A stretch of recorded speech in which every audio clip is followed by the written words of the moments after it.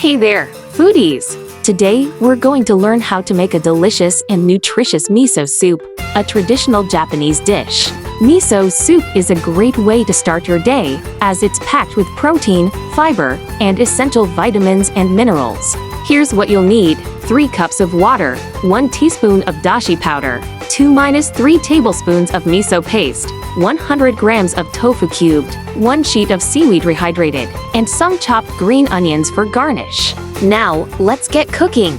Start by dissolving the dashi powder in simmering water. Add the tofu and seaweed and cook for 2 minutes. Remove from heat and whisk in the miso paste. Make sure not to boil it.